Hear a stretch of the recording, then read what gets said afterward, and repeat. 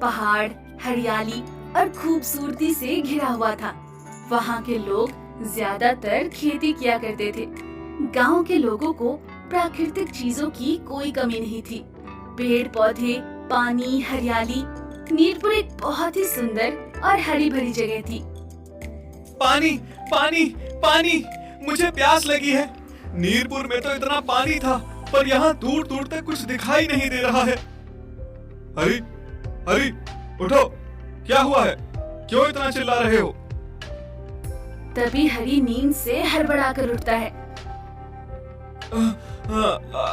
कुछ नहीं, आंख लग गई थी बस। बुरा सपना देख लिया था शायद। खैर छोड़ो, तुम लोग क्या कर रहे थे? हमेशा की तरह बारिश होती रहेगी और हमारे खेत ऐसे ही रहेंगे।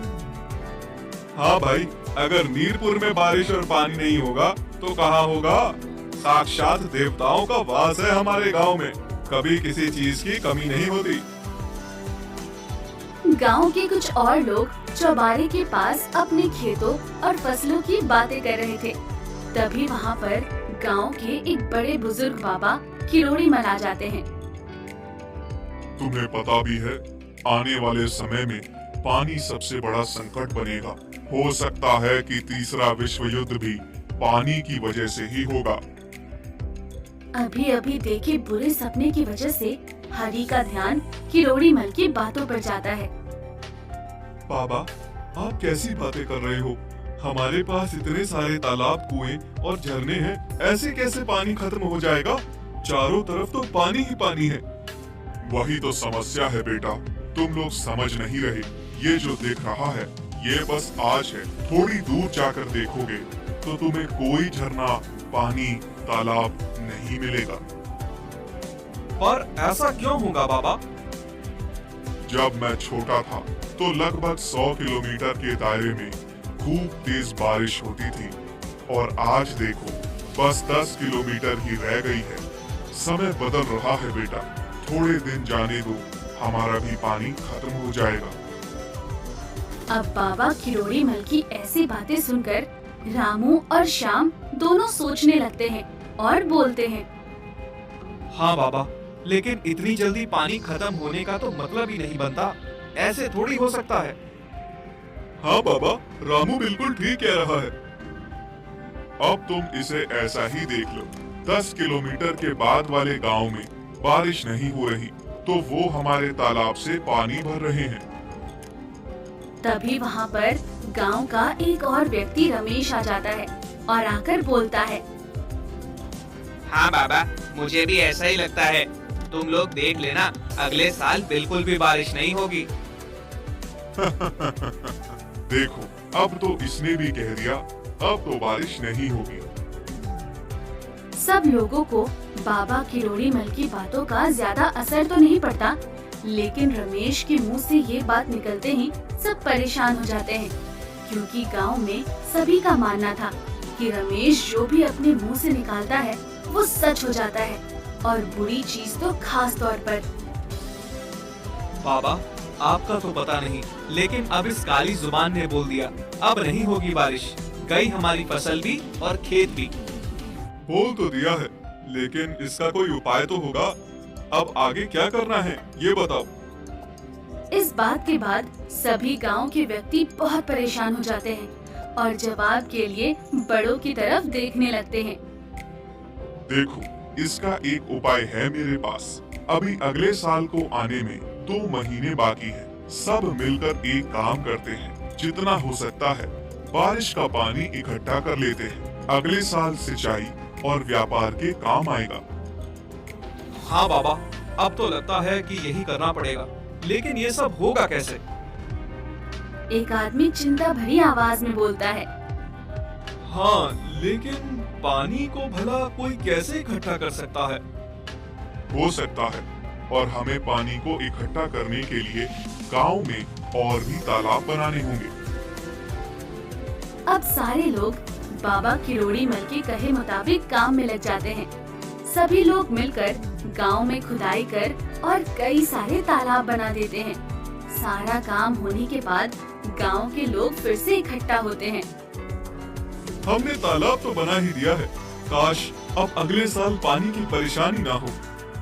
हाँ, तुम सही कह रहे हो। तालाब में इकट्ठा होने वाले पानी से मदद तो मिलेगी, लेकिन इतना करना अभी भी काफी नहीं है। हमें हमारे गांव के आसपास जितने भी 4-5 पहाड़ हैं, उन पे पेड़ लगाने होंगे। लेकिन बाबा, पेड़ क्यों?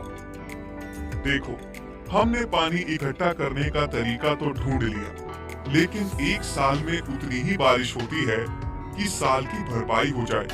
अगर हम ज्यादा से ज्यादा पेड़ लगाएंगे तो इस इलाके में और भी बारिश होगी, जिसमें ज्यादा पानी इकट्ठा होगा।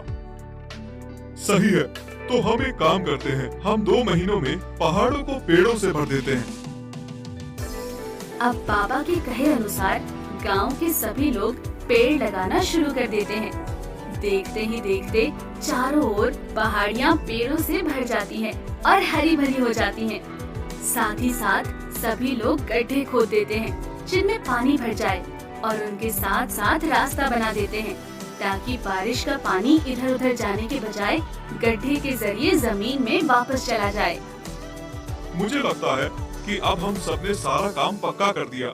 इस साल की बारिश के इकट्ठा हुए पानी से हमारा काम चल जाना चाहिए। हाँ, बाबा के कहे अनुसार पेड़ों की वजह से बारिश अच्छी हुई है इस बार, और हमारी बनाई हुई सारी नहर और गड्ढे भी भर चुके हैं। अगले साल की सिंचाई में भी कोई परेशानी नहीं आएगी। बाबा, आपने बिल्कुल सही उपाय बताया था पानी को इकट्ठा करने का। अगर बारिश ना भी हुई तो भी गुजर चल जाएगा। अब बारिश का मौसम आता है और खूब जोरदार बारिश होने लगती है। सब लोग तो कुछ और ही अंदाजा लगाकर बैठे थे। अब बारिश देखकर गांव के सभी लोग एक जगह इकट्ठा हो जाते हैं। पर रमेश ने तो बोला था कि इस बार बारिश नहीं होगी। ये तो पिछले बार से भी तेज बारिश है। इसका मतलब इन्होंने मिलकर हमसे झूठ बोला। हाँ, और हमने जो बेवजह इतनी सारी मेहनत की, उसका क्या? ये सभी लोग आपस में बातें कर ही रहे होते हैं कि तभी ये लोग देखते हैं कि बहुत सारे लोग भीड़ में इकट्ठा होकर उनकी तरफ चले आ रहे हैं। ये इतने सारे लोग एकदम से यहाँ क्यों आ रहे हैं? तभी गांव के लोग देखते हैं कि वो सभी अपने हाथों में फल और मिठाई लिए हुए हैं और उन सभी के चेहरे पर मुस्कान थी।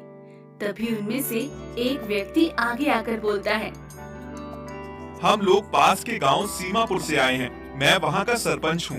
हम लोग आपका बहुत धन्यवाद करना चाहते हैं, खास तौर पर सरपंच जी, बाबा करोड़ीमल और रमेश का। आप लोगों की वजह से ही ये सब हो पाया है।